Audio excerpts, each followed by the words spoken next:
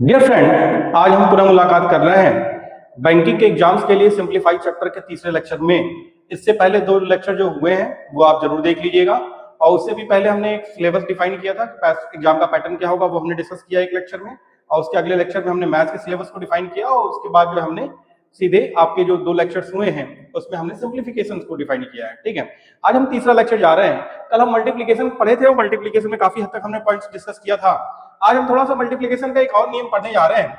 उस रूल को जरा थोड़ा सा देखते हैं किस तरीके से क्वेश्चन करना है। मान लिया कि 35 गुणे 45 है, 65 गुणे 75 है, प्लस 95 गुणे 105 है, और प्लस 75 गुणे 75 ना लीजिए बल्कि ले लीजिए कुछ और भी, 25 गुणे 35 है। तो इस तरीके के क्वेश्चन है। ठीक है, अब एक बात सोचिए कि यदि हम इस तरीके के क्वेश्चन ले रहे हैं, या बल्कि इसको कर लीजिए इस तरीके से 85 गुणे 95, ये कर लेते हैं नया। ठीक है, अब देखिए कि जब भी इस तरह के क्वेश्चन आए मल्टीप्लाई करने के लिए, तो पहली चीज देखिए कि दो अंकों के बीच का अंतर होना चाहिए 10 और आखिरी अंक 5 हो। तो उस केस में आखिरी के दो डिजिट हर हाल में क्या आएंगे, 75 आएंगे। ये 75 आग बंद करके लिख दीजिएगा। फिर इसके बाद देखिए क्या होगा, जो बड़ी संख्या हो 3 और 4 में से जो राइट हैंड साइड के वर्ड बच रहे हैं, इनमें से जो भी बड़ी संख्या हो उसमें 1 ऐड करके छोटी संख्या से मल्टीप्लाई कर दीजिए। 4 में 1 ऐड किया तो 5, 5 यहीं 15, तो यानी 15 75। यहाँ 7 में 1 ऐड किया तो 8, 8 6 48, 48 75। यहाँ पे 9 में 1 ऐड किया तो 10, 10 और 8 80, 80 75। 10 में 1 ऐड किया तो 11, और 11 9 99, तो यानी 99 75। तो इस तरीके से ये क्वेश्चन में मल्टीप्लीकेशन होते हैं।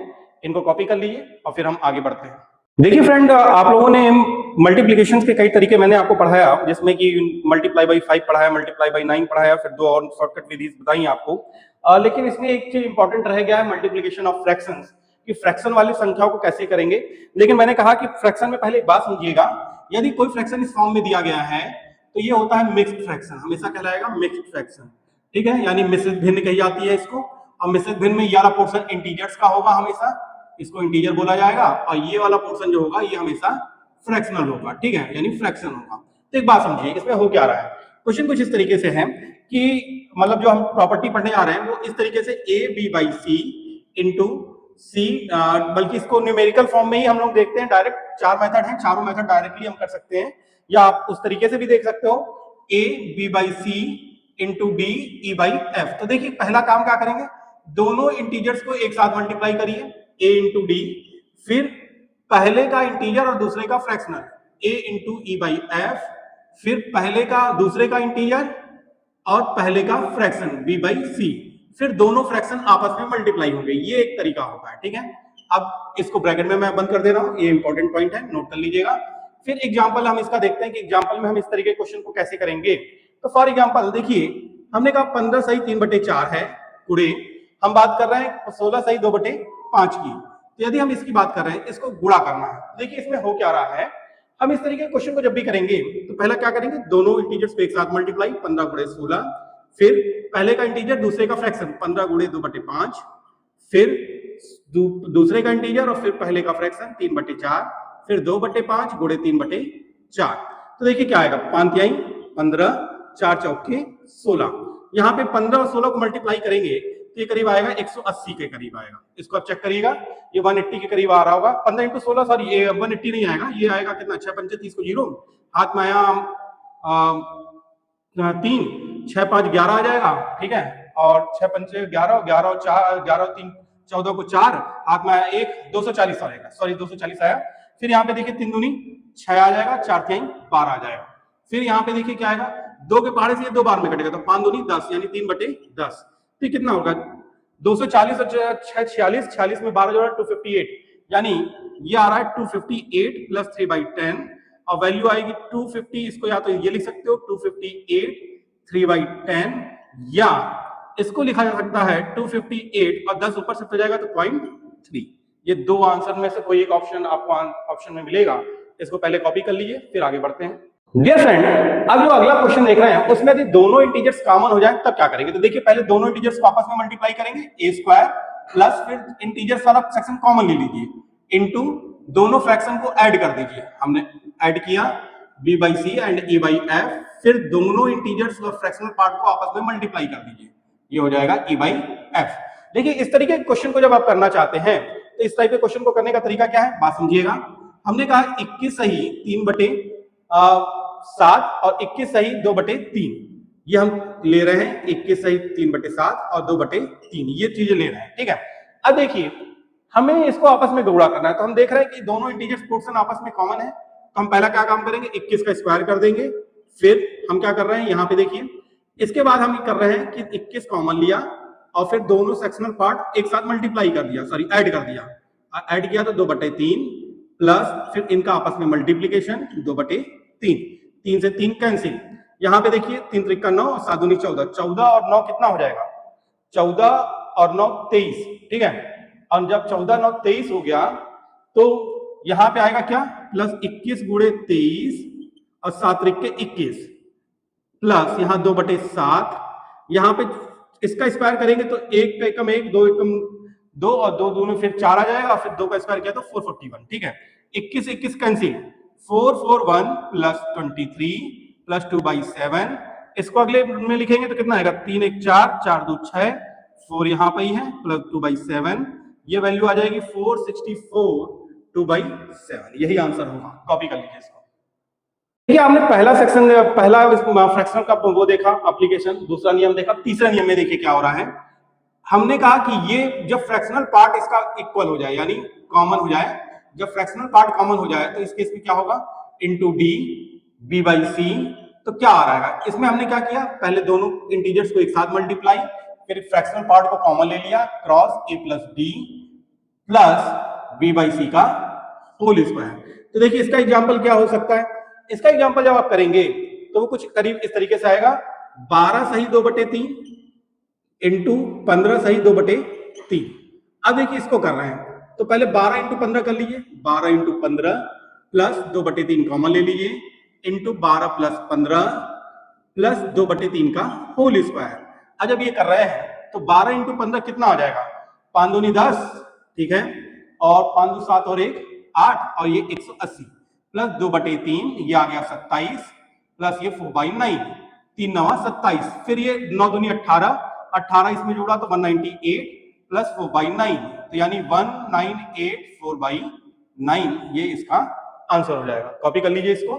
फिर अगला एक आखिरी पॉइंट देखते हैं इसका सिंपलीफिकेशन का। देखिए चौथा सेक्शन क्या कहता है, उसमें कोई इंटीजर जो है मिक्स फ्रैक्शन से गुणा किया जाए, तो इस केस में क्या होता है, देखिए a into B plus a into c/t होगा।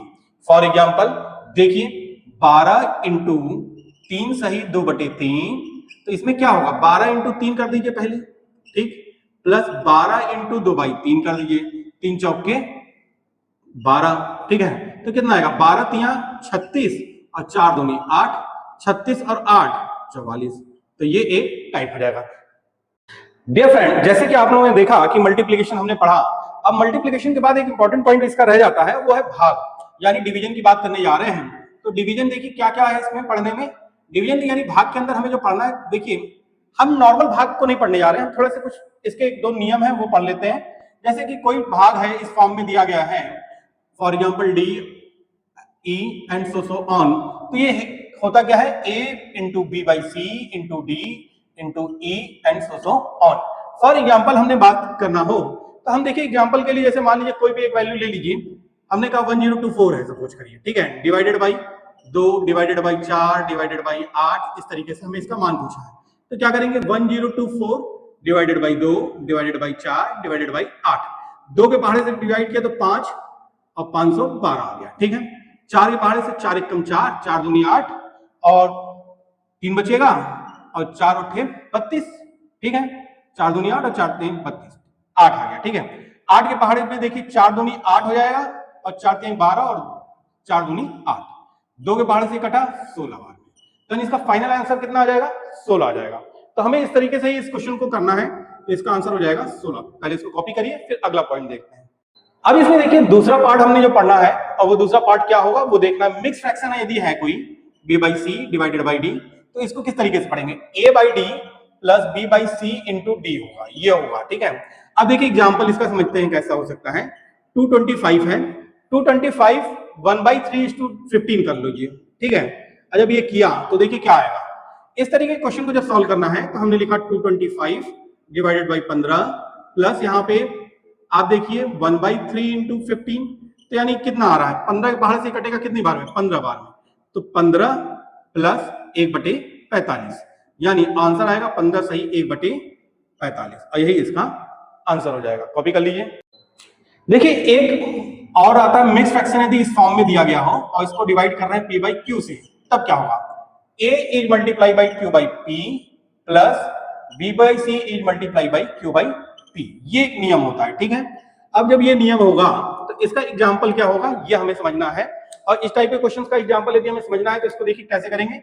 इसको मान लिया हमने कहा 12 इंटू 1/2 डिवाइडेड बाई 2/3 ये है। ठीक है, तो देखिए हो क्या रहा है यहाँ पे, इसमें कुछ नहीं करना है, देखिए इस तरीके से करेंगे।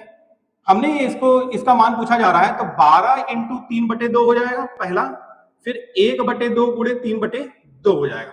तो देखिए क्या आ रहा है, यहाँ पे 2 के पहाड़े से कटा, ये 2 6 12, तो यानी 18 प्लस 3/4 और आंसर आएगा 18 सही 3/4। तो ये एक तरीका होगा जिस तरीके से हम क्वेश्चन को सॉल्व कर सकते हैं। चलिए आगे देखते हैं। डियर फ्रेंड, अब हम जो अलग से एक टॉपिक पढ़ने जा रहे हैं वो है बहुत इंपॉर्टेंट, डिवीजन का ही पार्ट है। तो देखिए डिवीजन में हम लोगों को एक इंपॉर्टेंट पॉइंट पढ़ना, डिवीजन ऑफ डेसिमल्स नंबर, यानी डेसिमल नंबर का यदि हम भाग कर रहे हो, इस पे क्वेश्चन आया हुआ है, कंपटीशन में बहुत बार आया है। ठीक है, तो क्वेश्चन कैसे बनेगा वो देखिए, इसमें 2 टाइप हैं, 2 नियम पढ़ने हैं। पहला पढ़ने जा रहे हैं, जैसे क्वेश्चन एग्जांपल से ही लगाएंगे इसको, 0.3 दिया है, 0.004 दिया है, यहाँ पे मान लीजिए 0.3 दिया है, 0.03, यहाँ पे हमने कहा नीचे क्या दिया है 0.01 है, 0.02 है, 0.04 है, इस तरीके से क्वेश्चन दिया है। ठीक है, और जब इस तरीके से दिया है तो हम देखिए क्या कर रहे हैं, पहले दशमलव के बाद 1 2 3 4 5 6, यानी टोटल कितने डिजिट्स हैं। ऊपर वाले को हमने मान लिया न्यूमरेटर और नीचे वाले को मान लिया डिनोमिनेटर, जो फ्रैक्शनल फॉर्म में दिया गया है। ठीक है, तो एक बात समझिए, जो n में दशमलव के बाद डिजिट्स हैं 1 2 3 4 5 6, डिनोमिनेटर में कितनी है 1 2 3, तो देखिए यहाँ पे n क्या है ज्यादा है d से, फिर दोनों के बीच में अंतर निकाल लीजिए, d में n डिफरेंस d, और ये क्या आएगा 6 डिफरेंस 3 बराबर 3। अब सारे दशमलव हटा के डायरेक्ट लिख दीजिए 2 गुणे 3 गुणे 4 डिवाइडेड बाई 1 गुणे 2 गुणे 4, फिर देखिए 2 से 2 कट जा रहा है, 4 से 4 कट जा रहा है, रिजल्ट आएगा 3। अब जब 3 आया तो आप देख रहे हैं न्यूमरेटर में ज्यादा है वैल्यू, डिनोमिनेटर में कम, तो जितना अंतर आएगा राइट हैंड साइड से आप चलेंगे और उतने डिजिट छोड़ेंगे, 1 2 और 3 डिजिट के बाद आप दशमलव पुट कर देंगे, तो ये आपका आंसर सही होगा। ठीक है, तो यानी इस केस में आपका आंसर ये सही हो जाएगा। कॉपी कर लीजिए। डियर फ्रेंड, अब देखिए इसका मैंने डेसिमल में दूसरा टाइप जो इंपॉर्टेंट रखता है वो कुछ इस तरीके से है, 1.6 गुणे 0.2 0.04 इस तरीके से है। यहाँ पे दिया है 0.004 0.008 इंटू 0.01। अब देखिए इस तरीके में क्या है, फिर से वही n और d का कॉन्सेप्ट लेके आएंगे फ्रैक्शनल में, और जब फ्रैक्शन में लेके आ रहे हैं तो आप देखिए क्या आएगा, n में जो आ रहा है मान हमारा, वो n में मान कितना आ रहा है दशमलव के बाद 1 2 3 4, d में कितना आ रहा है 3 3 6 2 8, तो डिफरेंस लीजिए, डिफरेंस लिया n डिफरेंस d, ये आ जा रहा है आपका 4 डिफरेंस 8 बराबर आया 4। फिर आप देख रहे हैं यहाँ पे न्यूमरेटर कम है किससे, डिनोमिनेटर से, या डिनोमिनेटर ज्यादा है न्यूमरेटर से। तो इतना करने के बाद आप सारे डिजिट दशमलव हटा दीजिए, 16 2 गुणे 4 अपॉन 4 8 गुणे 1, 8 दूनी 16, 4 से 4 कैंसिल, 2 दूनी 4 आ गया।